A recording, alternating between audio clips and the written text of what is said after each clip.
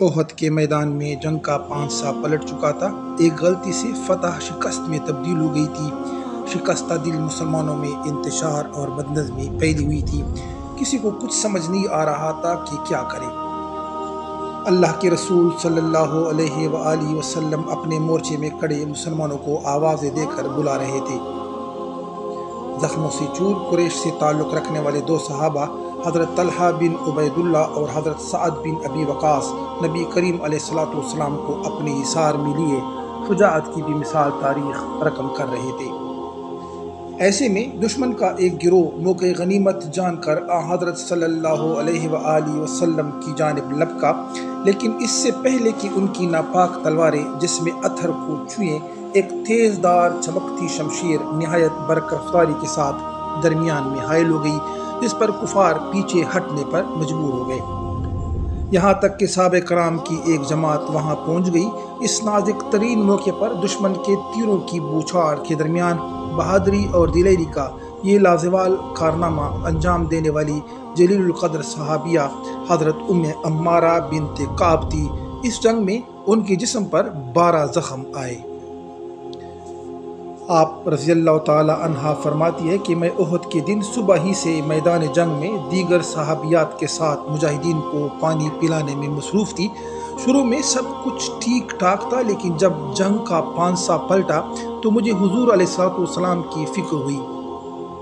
میں نے دیکھا کہ آپ علیہ السلام مورچے کے باہر تنہا کھڑے ہیں۔ چنانچہ میں نے اپنی مشق پھینکی اور میان سے تلوار نکال کر حضور علیہ السلام کی جانب دوڑ پڑی۔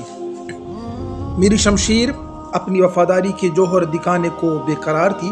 میں حضور علیہ السلام کے چاروں جانب آگے بڑھ کر کفار پر وار کر کے انہیں حضور علیہ السلام کے قریب آنے سے روکتی رہی، لیکن پھر اچانک عبداللہ بن قمیہ نے آپ علیہ السلام پر وار کر دیا۔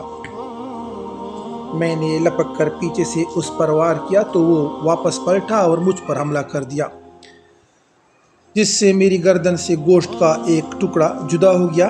اس کے باوجود میں نے اس پر متعدد وار کیے، لیکن وہ زرہ پہنے ہوئے تھا۔ پھر میں نے اس کے گھوڑے کی ٹانگوں کو نشانہ بنایا اور وہ گاٹھی میں جا گرا۔ اسی اثنا حضور پاک علیہ السلام کے پاس چند صحابہ پہنچ چکے تھے۔ میرے گہرے زخم سے خون بہہ رہا تھا۔ حضور علیہ السلام نے بآواز بلند میرے بیٹے سے فرمایا، اے ام عمارہ کے فرزند، اپنی والدہ کی خبر لو۔ اس پر بیٹا دوڑتا ہوا میری طرف آیا اور مرہم پٹی کی۔ رسول اللہ صلی اللہ علیہ وآلہ وسلم نے حضرت ام عمارہ کی تعریف کرتے ہوئے فرمایا، آج ام عمارہ نے سب بہادروں سے زیادہ بہادری دکھائی۔ ابن قمیہ ان کے خوف سے بھاگ گیا۔ حضرت عبداللہ ابن زید بیان کرتے ہیں کہ رسول اللہ صلی اللہ علیہ وآلہ وسلم نے فرمایا، احد کے دن میں نے ام عمارہ کو اپنے دائیں بائیں لڑتے ہوئے پایا۔ اللہ تعالیٰ اس خاندان پر اپنا رحم فرمائے۔ میری والدہ نے عرض کیا، یا رسول اللہ، دعا فرما دیجئے کہ ہمیں جنت میں آپ کی رفاقت نصیب ہو۔ اس پر آپ علیہ السلام نے دعا فرمائی، اے اللہ، انہیں جنت میں میرے رفقاء میں شامل فرما دے۔ ام عمارہ نے کہا، اب مجھے دنیا میں کسی بھی مصیبت کی پرواہ نہیں۔ صلح حدیبیہ کے موقع پر نبی کریم علیہ السلام نے سر کے بال منڈوا کر اپنے منہ مبارک کھجور کے ایک درخت پر رکھ دیے۔ یہ دیکھ کر صحابہ کرام اس درخت کے پاس گئے اور ان بالوں کے حصول کی کوشش کرنے لگے۔ حضرت ام عمارہ فرماتی ہے کہ میں نے بھی ان میں سے چند بال حاصل کر لیے، اور آپ علیہ السلام کی وصال کے بعد جب کوئی بیمار ہوتا تو میں ان مبارک بالوں کو پانی میں ڈبو کر وہ پانی مریض کو پلاتی تو اللہ پاک اسے صحت عطا فرما دیتا۔ حضرت ام عمارہ کا اصل نام نصیبہ بنت کعب ہے۔ آپ کا تعلق بنو خزرج سے ہے۔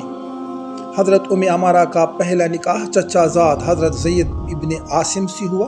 ان سے 2 بیٹے پیدا ہوئے، عبداللہ ابن زید اور حبیب ابن زید۔ دونوں نبی پاک علیہ السلام کے صحابہ میں شامل تھے۔ زید کی وفات کے بعد دوسرا نکاح حضرت غزیہ بن عمرو سے ہوا۔ وہ بھی قبیلہ بنو نجار سے تعلق رکھتے تھے۔ ان سے تمیم اور خولہ پیدا ہوئے۔ حضرت عمارہ مدینہ منورہ میں پیدا ہوئی۔ یہ ان دو خوش نصیب خواتین میں سے تھی جنہوں نے بیعت عقبہ میں شرکت کی اور مکہ میں رسول اللہ صلی اللہ علیہ وآلہ وسلم کے دست مبارک پر بیعت کا عظیم شرف حاصل ہوا۔ دوسری خاتون حضرت اسماء بنت عمرو تھی۔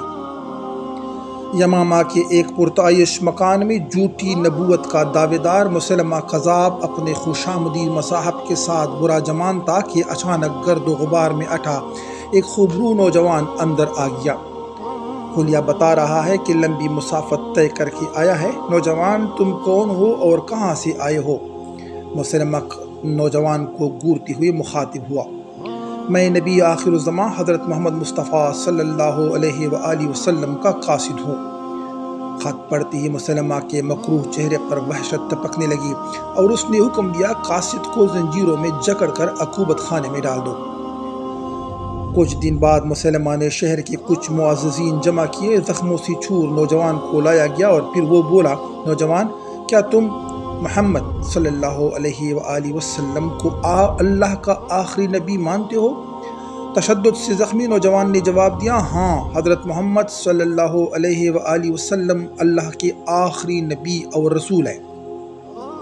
مسلمہ نے دوسرا سوال کیا، کیا تم گواہی دیتے ہو کہ میں بھی اللہ کا نبی ہوں؟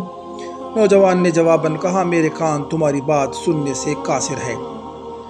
اس جواب نے مسلمہ کو آگ بگولا کر دیا۔ اس نے جلاد کو حکم دیا، اس کا ایک بازو کاٹ دو۔ بازو کاٹ دیا گیا۔ شکی القلب مسلمہ نے اپنا سوال دہرایا تو پھر وہی جواب ملا۔ دوسرا بازو بھی کاٹ دیا گیا، پھر ایک ایک کر کے دونوں ٹانگیں بھی کاٹ دی گئی، لیکن نوجوان کی زبان حضرت محمد اللہ کے آخری نبی ہے کی گواہی دیتی رہی۔ عظیمت، استقامت، حق پرستی اور شجاعت کی ایمان افروز تاریخ رقم کرنے والے یہ نوجوان قاصد حضرت عمارہ کے لخت جگر حضرت حبیب ابن زید تھے، جو پہلے شہید ختم نبوت کے عظیم مرتبے پر فائز ہوئے۔ حضرت عمارہ کو ان کی شہادت کی اطلاع دی گئی تو صبر و استقامت کی پھیکر اس عظیم مجاہدہ نے فرمایا، میں نے اسی دن کے لیے اسے جنا تھا۔ 11 ہجری میں خلیفہ اول سیدنا ابو بکر صدیق کے مسلمہ قذاب کی سرکوبی کے لیے حضرت خالد بن ولید کی امارت میں ایک لشکر یمامہ روانہ ہوا۔